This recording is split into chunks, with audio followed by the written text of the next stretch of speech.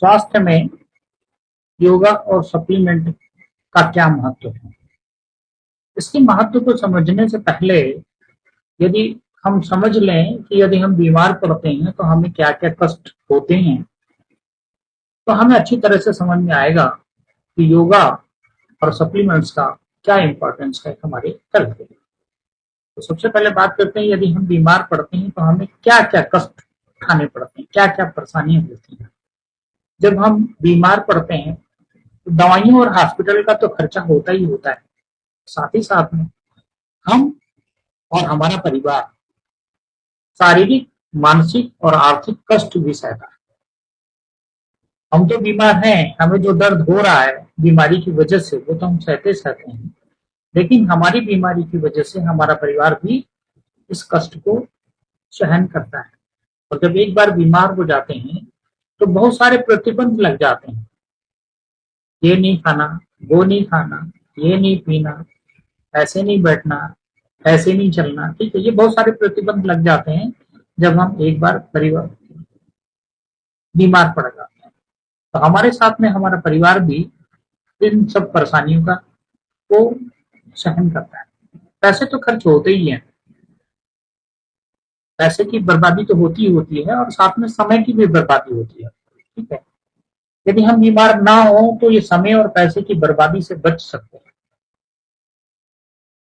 और कुछ बीमारियां तो ऐसी हो जाती हैं जिसमें जो हमें लंबे समय के लिए अक्षम बना देती हैं। जैसे मान लीजिए हार्ट की प्रॉब्लम हो गई और एक बार हार्ट का ऑपरेशन हो गया तो आप समझिए कि काफी दिनों तक, या समझिए कि जब तक हम जीवित रहते हैं, जब तक हमें ये कष्ट रहता है, सही से पूरी क्षमता से किसी काम को नहीं कर पाते हैं, हमें परेशानी रहती है।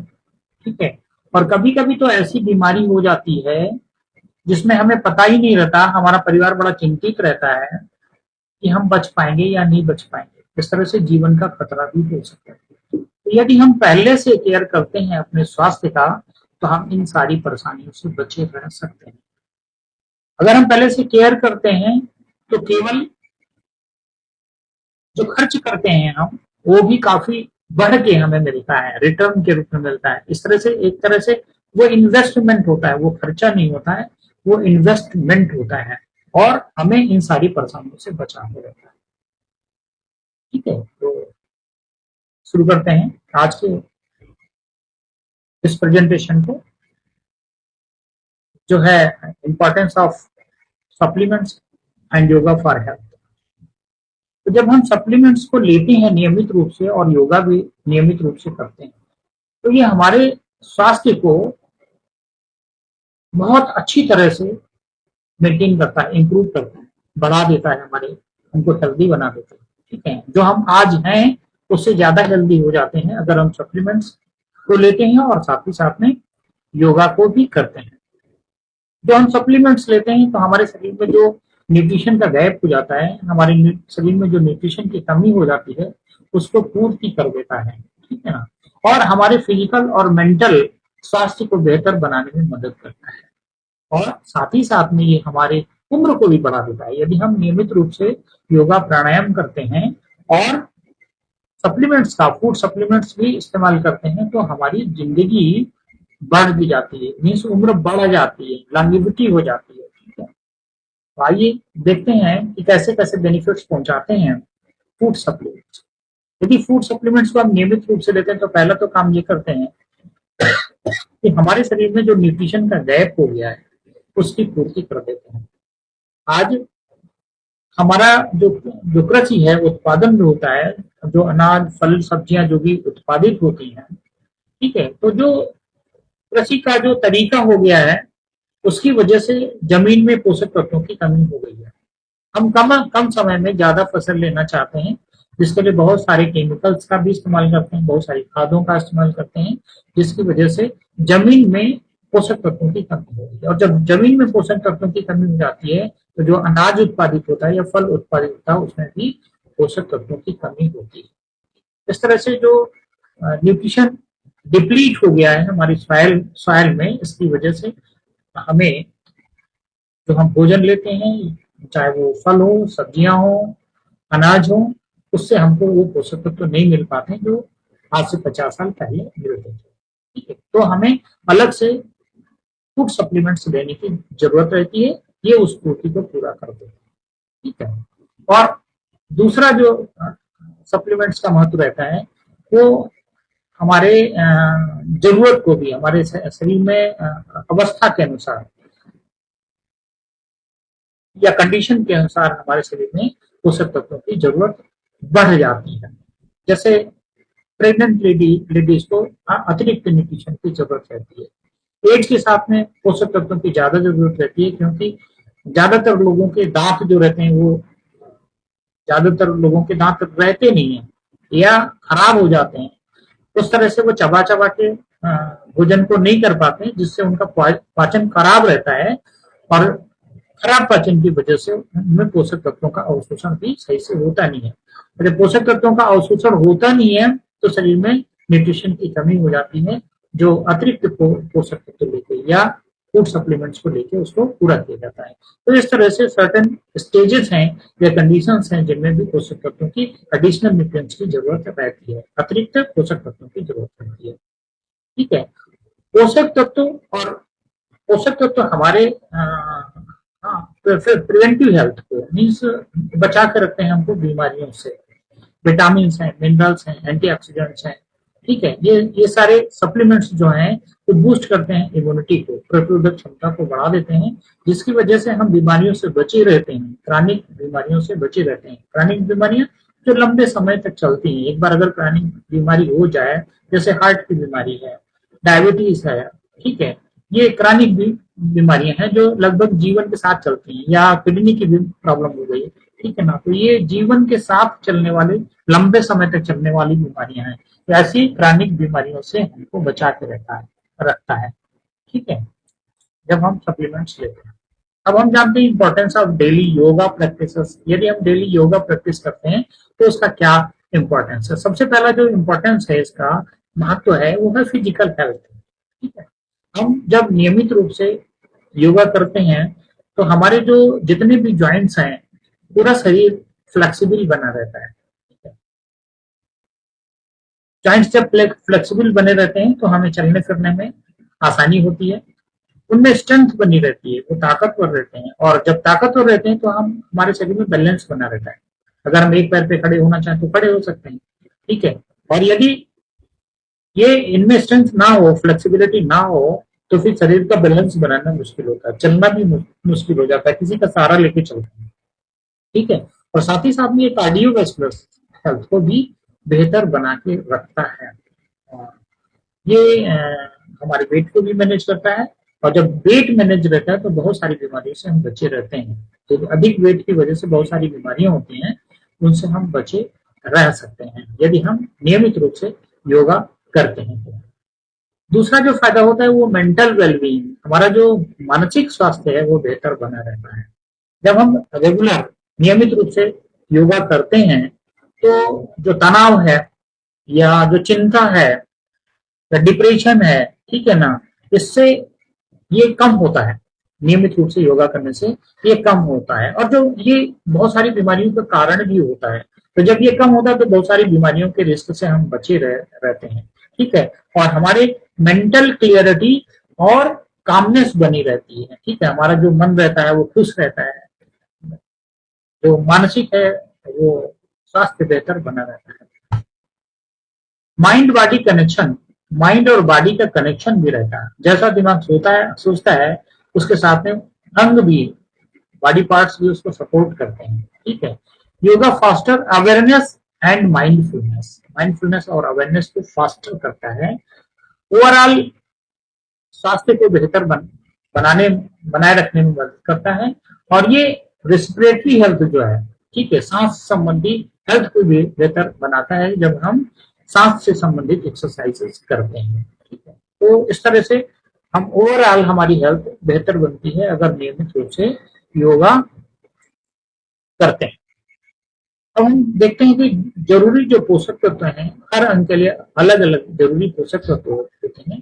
कुछ पोषक तत्व आवश्यक हैं जिन्हें हमें चाहिए, जो ठीक है ना। जो महत्वपूर्ण पोषक तत्व हैं उन्हीं की बात करेंगे, इसके अलावा भी बहुत सारे पोषक तत्व चाहिए इन अंगों को, जैसे ब्रेन है। देखिए, अगर आपके किसी दूसरे पार्ट में कोई भी प्रॉब्लम आती है तो बहुत सारे एक्टिविटीज आप कर सकते हैं, लेकिन अगर ब्रेन में कोई प्रॉब्लम आती है तो फिर आप कोई एक्टिविटी नहीं कर सकते हैं। ठीक है, यदि किसी का ब्रेन ही खराब हो तो फिर वो कोई भी काम नहीं कर सकता। तो ब्रेन को बेहतर रहना बहुत जरूरी है। इसी तरह से आंखों का बेहतर रहना बहुत जरूरी है, और हार्ट का भी बेहतर। मैंने मैंने कुछ इंपॉर्टेंट जो अंग हैं जिनके बगैर हम बिल्कुल कोई काम कर ही नहीं सकते, उनके बारे में हम यहाँ पर फोकस कर रहे हैं। तो ब्रेन है, आई है, हार्ट है, और साथ में बोन और टीथ है, ये भी बहुत इंपॉर्टेंट है। अगर बोन सही ना हो, टीथ सही ना हो, तो अगर टीथ सही नहीं होंगे तो सही से खाना चबा चबा के नहीं खा पाएंगे, वो पचेगा नहीं। अगर बोन सही नहीं तो हम चल फिर नहीं पाएंगे, हमारा मूवमेंट ही नहीं होगा, हम कुछ कर ही नहीं सकते। तो ब्रेन के लिए नियमित रूप से ओमेगा 3 फैटी एसिड की जरूरत रहती है। नियमित रूप से डेली ओमेगा 3 फैटी एसिड की जरूरत रहती है अगर हम चाहते हैं हमारा ब्रेन बेहतर बना रहे। और उसके साथ में विटामिन B12 और एंटीऑक्सीडेंट की जरूरत रहती है। एंटीऑक्सीडेंट जब भरपूर मात्रा में रहते हैं तो ब्रेन का डीजनरेशन नहीं होता। ठीक है, तो एज के साथ में जो मेंटल डिक्लाइन होने लगता है वो फिर नहीं होने पाता है अगर हम नियमित रूप से omega 3 fatty acid, vitamin B12 और एंटीऑक्सीडेंट लेते हैं। तो इससे ब्रेन की हेल्थ बेहतर बनी रहती है। अगर आइज की बात करें तो आइज के लिए विटामिन ए की जरूरत रहती है, और साथ में ल्यूटिन और जिजंथिन की भी जरूरत रहती है। ल्यूटिन और जिजंथिन एक तरह से फोटो रिसेप्टर का काम करते हैं। ठीक है, जब सूरज से रोशनी हमारी आंखों पे पड़ती है तो वो आंखों की सेल्स को डैमेज ना करने पाए, उसकी जो रेज होती है उससे डैमेज होने से बचाने के लिए और रोशनी को बेहतर बनाए रखने के लिए जरूरी होता है ल्यूटिन और जिजंथिन। तो हमें ये नियमित रूप से देना चाहिए जिससे हमारी आंखों की रोशनी बेहतर बनी रहे। अब हम बात करते हैं हार्ट की, दिल की बात करते हैं। ठीक है, दिल अगर एक सेकंड के लिए भी काम करना बंद कर दे तो सारा कुछ खत्म हो जाता है, जिंदगी खत्म हो जाती है। ठीक है, तो दिल को नियमित रूप से प्रॉपर फंक्शन करने के लिए इसको भी ओमेगा 3 फैटी एसिड्स और मैग्नीशियम है और कॉपर एंजाइम रहता है, इसकी जरूरत रहती है नियमित रूप से, डेली जरूरत रहती है। और बोन और टीथ की बात करें तो उनको calcium, vitamin D, vitamin K2 ये नियमित रूप से जरूरत रहती है। जब हड्डियां मजबूत बनी रहती तो आपका शरीर जो रहता है वो बैलेंस्ड रहता है। ठीक है ना, बैलेंस बना रहता है, मूवमेंट सही रहता है, सही से प्रॉपर फंक्शन कर सकते हैं। अब हम बात करते हैं, आज की डेट में कैंसर बहुत तेजी से फैल रहा है। ठीक है, तो कैंसर से बचाव अगर हम प्रिवेंशन करते हैं, prevention is better than cure. ठीक है ना, तो अगर हम पहले से केयर करते हैं तो हम इससे बचे रह सकते हैं। और इसके लिए सबसे ज्यादा जरूरी है कि हमारे शरीर में एंटीऑक्सीडेंट भरपूर मात्रा में होनी चाहिए, क्योंकि एंटी ऑक्सीडेशन की वजह से ज्यादातर जो कैंसर की जो बीमारी होती है, जब हमारे शरीर में ऑक्सीजन की मात्रा ज्यादा हो जाती है, और जब बहुत ज्यादा हो जाती है ऑक्सीडेंट्स की मात्रा, तो ये क्या करते हैं कि ये हमारे डीएनए को डैमेज कर देते हैं। फिर हमारा शरीर पहचान ही नहीं पाता है, हमारे शरीर में आने वाली किसी भी बीमारी को पहचान नहीं पाता है, जिससे बड़ी बीमारियां होती हैं। तो हमें एंटीऑक्सीडेंट की जरूरत हर समय रहती है ताकि ये बड़ी बीमारियों से बचा जा सके, कैंसर जैसी बड़ी बीमारी। और कैंसर जैसी बीमारी से बचे रहने के लिए नियमित रूप से विटामिन सी की जरूरत रहती है, विटामिन ई की जरूरत रहती है, सेलेनियम की जरूरत रहती है, जो हमारे सेल्स को, हमारे शरीर के सेल्स को प्रोटेक्ट करते हैं ऑक्सीडेटिव डैमेज होने से, फ्री रेडिकल के डैमेज से बचाते हैं। ठीक है ना, जिसको बोलते हैं ऑक्सीडेटिव स्ट्रेस, उससे बचा के रहता है।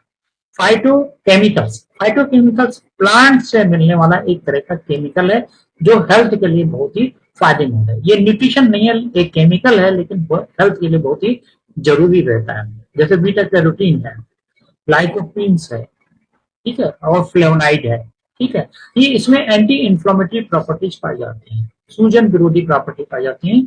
और कैंसर की अगर हम बात करें, कैंसर की जो बीमारी होती है सूजन से संबंधित बीमारी होती है। सबसे पहले सूजन ही शुरुआत होती है, उसके बाद धीरे धीरे ये ग्रो करना शुरू करता है। तो एंटी इंफ्लेमेटरी होने की वजह से शरीर में कहीं पर भी ये सूजन होने नहीं देता है।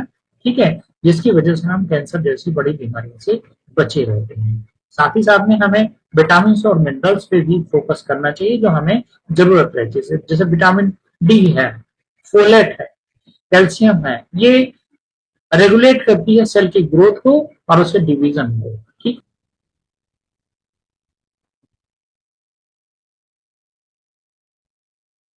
आज की डेट में जब हम बीमार पड़ जाते हैं और डॉक्टर के पास जाते हैं तो डॉक्टर दवाइयों के साथ में बहुत सारे एंटीबायोटिक्स भी देता है, और एंटीबायोटिक्स के बहुत ज्यादा साइड इफेक्ट होते हैं। अगर हम ज्यादा दिन तक एंटीबायोटिक्स लेते हैं तो हमारी जो नसें हैं वही डैमेज होना शुरू हो जाती हैं, और एक बार अगर नसें डैमेज हो जाएं तो हमारा ब्लड फ्लो डैमेज हो जाएगा, और ब्लड फ्लो डिस्टर्ब हो जाएगा, और जब ब्लड फ्लो डिस्टर्ब हो जाता है तो बहुत सारी बीमारियां हो जाती हैं, क्योंकि हमारी सारी सेल्स को ऑक्सीजन और न्यूट्रिशन ब्लड के माध्यम से ही मिलता है। तो ब्लड फ्लो हेल्दी रहना जरूरी है। ठीक है, तो जो एंटीबायोटिक जो हम लेते हैं उसके साइड इफेक्ट को दूर करने के लिए हमें प्रोबायोटिक्स की जरूरत रहती है। ठीक है, जो प्रोबायोटिक्स रहते हैं ये रिस्टोर करते हैं और मेंटेन करते हैं हेल्दी गट बैक्टीरिया को, गट बैक्टीरिया के बैलेंस को बना के रखते हैं, गुड और बैड बैक्टीरिया में बैलेंस बना के रखते हैं जो प्रोबायोटिक्स रहते हैं। और प्रीबायोटिक जो रहते हैं वो सपोर्ट करते हैं प्रोबायोटिक्स की ग्रोथ में, ठीक, बेनिफिशियल बैक्टीरिया की ग्रोथ ग्रोथ में सपोर्ट करते हैं, जिससे हमारा जो गट हेल्थ है या गट बैक्टीरिया है वो बेहतर बना रहता है, उसका बैलेंस बना रहता है। मिनरल्स और विटामिन ये रिप्लेनिश करते हैं, उसकी पूर्ति करते हैं, जो कमी हो गई है उसकी पूर्ति करते हैं। डिप्लीटेड न्यूट्रिएंट्स, जो हमारे शरीर में न्यूट्रिशन की कमी हो गई है उसको पूरा कर देते हैं विटामिन और मिनरल्स। ठीक ठीक है, जैसे विटामिन के है और विटामिन बी कॉम्प्लेक्स। ठीक है, तो ये हमारे शरीर में इनकी पूर्ति कर देते हैं। और अब हम देखते हैं कि बहुत सारे डिसीज हैं जो ऑक्सीडेटिव स्ट्रेस की वजह से होती हैं। ऑक्सीडेटिव स्ट्रेस सबसे पहले, जैसा कि हम ऊपर देख रहे हैं, ये स्वस्थ सेल है, ठीक है ना। जब हमारे शरीर में ऑक्सीडेंट्स की मात्रा ज्यादा हो जाती है तो, और उनको न्यूट्रलाइज करने के लिए हमारे शरीर में एंटीऑक्सीडेंट की मात्रा कम होती है, तो फिर क्या होते हैं, वो ऑक्सीडेंट्स हमारे सेल्स को ही डैमेज करना शुरू कर देते हैं। और जब इस तरह से फिर डैमेज करना शुरू कर देते हैं, और फिर जब सेल की स्थिति इस तरह से हो जाती है ऑक्सीडेटिव स्ट्रेस की स्थिति, सेल जो हो गई डैमेज हो गई, ठीक है, डैमेज हो गई, ऑक्सीडेटिव स्ट्रेस की स्थिति में पहुंच गई। और ये जब सेल इस स्थिति में पहुंच जाती है तो बहुत सारी बीमारियां हमारे शरीर में होती है, और जो लॉन्ग टर्म की होती हैं, ठीक है, क्रॉनिक डिसीज होती है, जो लॉन्ग टर्म की डिसीज होती है, जैसे कार्डियोवैस्कुलर है, मेटाबॉलिक है, कैंसर है, ठीक है, न्यूरो डिजनरेटिव डिसीज होती है। ठीक है, इस तरह की बीमारियां हमारे शरीर में पैदा होनी शुरू हो जाती हैं। अगर हम कार्डियोवैस्कुलर डिसीज की बात करें तो ज्यादातर जो कार्डियोवैस्कुलर डिसीज होती है आर्थरोस्क्लेरोसिस की वजह से होती है। आर्थरोस्क्लेरोसिस क्या होता है, जब हमारे नसों के बीच में प्लेक बनना शुरू हो जाता है। हमारे जब ये कोलेस्ट्रॉल जो रहता है, जो बैड कोलेस्ट्रॉल जब ज्यादा हो जाता है तो ये प्रॉब्लम शुरू होती है आर्थरोस्क्लेरोसिस की। वो नसों के बीच में वो जमना, प्लेग बनना शुरू हो जाता है, ठीक है, जिससे ब्लड का फ्लो डिस्टर्ब हो जाता है। ठीक है, और हाइपरटेंशन है, हार्ट डिसीज है, ठीक है, ये इसी का कारण होता है ऑक्सीडेटिव स्ट्रेस का। ठीक है, वो आर्थरोस्क्लेरोसिस भी है, हाइपरटेंशन भी है, और हार्ट की डिसीज भी है, ये इसी का ऑक्सीडेटिव स्ट्रेस का कारण होती है। तो हमें नियमित रूप से एंटीऑक्सीडेंट पे फोकस करना चाहिए, हमारे शरीर में सदैव एंटीऑक्सीडेंट ऑक्सीडेंट से ज्यादा बने रहना चाहिए। मेटाबॉलिक सिंड्रोम भी डिस्टर्ब हो जाता है, टाइप टू डायबिटीज और metabolic syndrome are associated with oxidative stress. तो जो डायबिटीज है या मेटाबॉलिक सिंड्रोम है, ये भी ऑक्सीडेटिव स्ट्रेस की वजह से होता है। न्यूरोजेनरेटिव डिसीज जैसे अल्जाइमर है, पार्किंसन है, मल्टीपल स्क्लेरोसिस है, ठीक है ना, ये सभी जो है वो ऑक्सीडेटिव डैमेज की वजह से होते हैं, ऑक्सीडेटिव स्ट्रेस की वजह से होते हैं। जब सेल ऑक्सीडेंट की वजह से डैमेज हो जाती है उसकी वजह से ये बीमारियां होती है। और कैंसर भी ऑक्सीडेटिव स्ट्रेस की वजह से होता है, जिसमें डीएनए ही डैमेज हो जाता है। मतलब हमारे शरीर में ऑक्सीडेंट्स की मात्रा इतनी ज्यादा हो जाती है जो एक चेन बना लेता है और फिर वो डीएनए को डैमेज कर देता है। और जब डीएनए डैमेज हो जाता है तो शरीर फिर पहचान नहीं पाता है, उनसे लड़ नहीं पाता है, उन बीमारियों से लड़ नहीं पाता है, जिसकी वजह से प्रमोट करता है कैंसर को। कैंसर का डेवलपमेंट तब शुरू होता है जब ऑक्सीडेटिव स्ट्रेस हो जाता है। ठीक है, इस तरह से यदि हम फूड सप्लीमेंट्स नियमित रूप से लेते रहते हैं तो ऑक्सीडेटिव स्ट्रेस से बचाता है, और ऑक्सीडेटिव स्ट्रेस से अगर हम बचे रहते हैं तो ये बहुत सारी बीमारियां हैं जिनसे हम बचे रह सकते हैं। इन्वेस्टिंग इन हेल्थ, हेल्थ पे हमें सदैव इन्वेस्ट करना चाहिए।